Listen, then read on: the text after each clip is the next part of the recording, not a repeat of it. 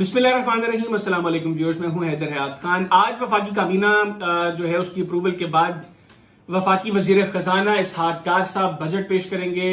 जिस वक्त मैं आपसे बात कर रहा हूं उस वक्त तक बजट स्पीच का शायद आगाज हो चुका हो इसहाक डार साहब की जानिब से। ये बजट IMF डोमिनेटेड बजट होगा या ये बजट ये अवाम दोस्त बजट होगा, ये बड़ा इंपॉर्टेंट है ये देखना, क्योंकि हम देख रहे हैं कि गुज़िश्ता कुछ अरसे से हुकूमत और IMF के दरमियान मामला ठीक नहीं है।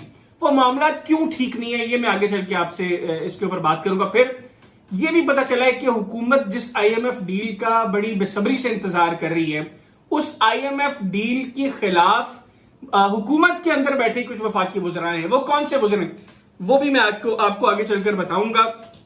अभी सिचुएशन ये है कि बजट आ रहा है और ये साल जो है, ये माली साल, ये इलेक्शन का साल भी तस्वर किया जा रहा है, क्योंकि हुकूमत की मुद्दत अगस्त में मुकम्मल हो जाएगी और मुद्दत मुकम्मल होने के बाद आईनी तौर पर 60 दिन के अंदर इंतखाबात करवाने हैं। अगर मुद्दत से पहले असेंबली डिसॉल्व कर दी जाती है, फिर 90 रोज के अंदर इंतखाबात करवाने होंगे। तो अगर हुकूमत अपनी मुद्दत मुकम्मल करती है या नहीं करती, दोनों सूरतों में अगर आईनी तौर पर, कानूनी तौर पर मामलात जो है वो स्टेबली चलते हैं, तो ये साल इलेक्शंस का साल है। अक्टूबर अदरवाइज नवंबर में इंतखाबात होंगे। तो अब इंतखाबात से पहले जो भी हुकूमत होती है उसकी मैक्सिमम कोशिश होती है कि अपने आखिरी बजट के अंदर आवाम को मैक्सिमम रिलीफ दिया जाए, ताकि इलेक्शंस के अंदर हुकूमत की गलत मुआशी पॉलिसियों के नतीजे में वोट बैंक जो है वो मुतासर ना हो। हमने ये देखा कि इमरान खान साहब जब बरसर इक़्तिदार थे, एक के बाद एक बजट जो उनकी हुकूमत ने पेश किया, उसमें उनकी पार्टी की कारकर्दगी कोई बहुत मुतासर कुन नहीं थी। इमरान खान साहब के दौर में मुआशी टीम बुरी तरह फेल हुई।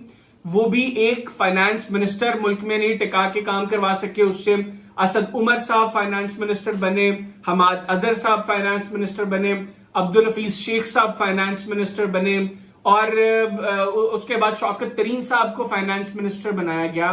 तो इतने फाइनेंस मिनिस्टर्स के बावजूद इमरान खान साहब अपनी मुआशी टीम से अच्छी अचीवमेंट्स जो है वो नहीं ले सके, अच्छी कारकर्दगी उनकी मुआशी टीम की नहीं रही।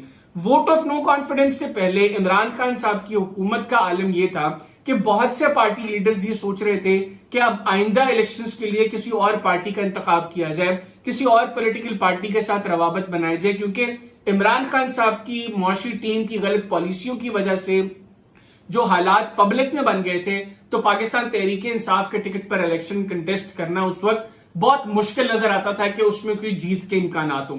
फिर वोट ऑफ नो कॉन्फिडेंस आया। वोट ऑफ नो कॉन्फिडेंस के बाद इमरान खान साहब एक बयानिया लेकर आए। वो बयानिया सच था या झूठ था, उसमें कितने यूटर्न्स लिए इमरान खान साहब ने, किस तरह अमेरिका से शुरू हुए मामला फिर पाकिस्तान की एजेंसीज पर आ गए और उसके अंदर भी फिर step by step Imran Khan साहब बहुत से मामला से पीछे हटते गए। वो एक अलग डिबेट है, उसको मैं डिस्कस नहीं करूंगा, उसकी डिटेल में, उसकी डेप्थ में नहीं जाऊंगा। लेकिन बहरहाल वोट ऑफ नो कॉन्फिडेंस के बाद जो इमरान खान साहब का सच्चा या झूठा बयानिया था, उसको पब्लिक ने बाय किया और हुकूमत जो है जिस सख्त माहौल में आई, खासतौर पर जिस सख्त मुआशी माहौल का हुकूमत को आते ही सामना करना पड़ा, उसमें सख्त फैसले लेना उस वक्त की जरूरत थे जो हुकूमत ने लिए। लेकिन इस हुकूमत का क्लेम था कि हमारे पास जो एक्सपर्ट्स की टीम है, एक्सपीरियंस्ड लोगों की टीम है, ये आइंदा आने वाले चंद महीनों में हालात को ठीक कर देगी।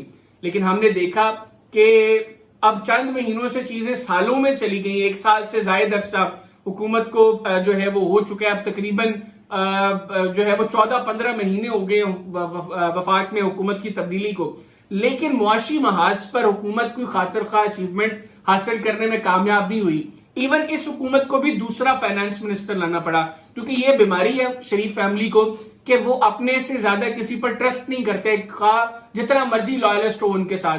तो मिफ्ता इस्माइल साहब जो उस वक्त फाइनेंस मिनिस्टर बने हुकूमत की तब्दीली के बाद, उन्होंने सख्त फैसले लिए। लेकिन चूंकि मिफ्ता इस्माइल साहब इलेक्टेड फाइनेंस मिनिस्टर नहीं थे, एक टाइम फ्रेम था, उस टाइम के अलावा वो काम नहीं कर सकते थे। उसके बाद उनको या तो सेनेट का मेंबर बनाया जाता या नेशनल असेंबली में लाया जाता, फिर वो एज फाइनेंस मिनिस्टर काम कर सकते थे।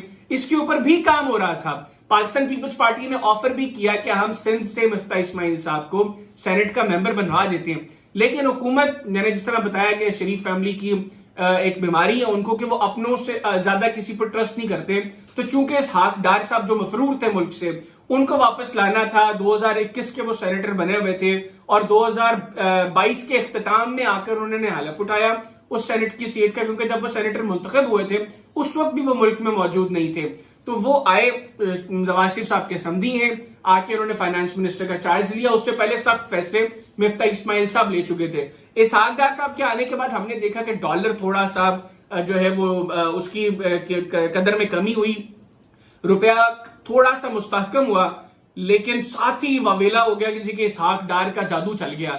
لیکن وہ جادو غالباً الٹا پڑ گیا اور اس کے بعد ہم نے دیکھا کہ ڈالر کی اتنی بے قدری ہوئی کہ ملک کی تاریخ میں روپیہ کبھی اتنا بے قدر نہیں ہوا تھا. ڈالر کی معذرت روپے کی بے قدری ہوئی, ملک کی تاریخ میں اتنا روپیہ کبھی بے قدر نہیں ہوا تھا جتنا اسحاق ڈار صاحب کے دور میں ہوا. اور یہ کریڈٹ بھی اسحاق ڈار صاحب کے کھاتے میں گیا کہ ملک کی تاریخ میں ڈالر نے جب ایک نئی سنچری بنائی اس وقت اسحاق ڈار فائنانس منسٹر تھے, یعنی مسلم لیگ نواز حکومت میں تھی. پہلی دفعہ جب ڈالر نے 100 کا فگر کراس کیا مسلم لیگ نواز حکومت میں تھی, 200 کا فگر کراس کیا مسلم لیگ نواز حکومت میں تھی, اب 300 کا فگر کراس کیا تو بھی مسلم لیگ نواز حکومت میں ہے. عالم یہ ہے کہ اوپن مارکیٹ اور انٹر بینک کے ریٹس میں بہت زیادہ فرق ہے, اور لوگ جو باہر سے پیسہ بھجوا رہے ہیں ان کے میکسیمم کوشش ہے کہ وہ نان بینکنگ چینلز کو یوز کریں, کیونکہ ریٹ میں فرق ہے. اگر اوپن مارکیٹ میں ریٹ 303, 306, 305 روپے ڈالر کا, تو انٹر بینک میں 285, 286 چل رہا ہے.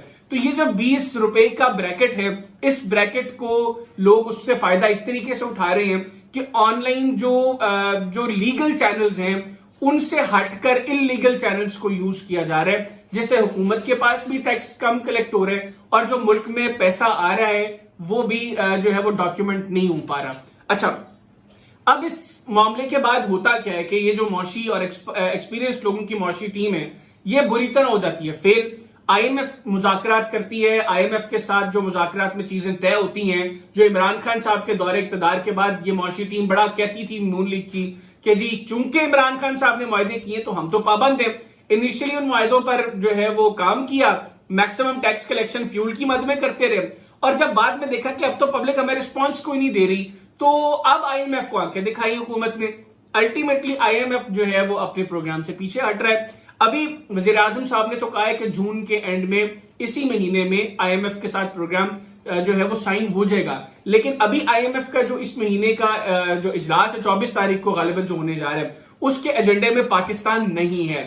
تو اگر آئی ایم ایف پروگرام میں پاکستان نہیں جاتا تو اس کا پاکستان کو کیا نقصان ہے, پاکستان اگلے کتنے مہینے سروائیو کر سکتا ہے, یہ دیکھنا بڑا امپورٹنٹ ہوگا. گو کہ ہمارے دوست ممالک نے ہمیں حتی الامکان مدد کرنے کی کوشش کی ہے, لیکن آئی ایم ایف پروگرام بہرحال بہت زیادہ ضروری ہے اکنامک سٹیبلٹی کے لیے.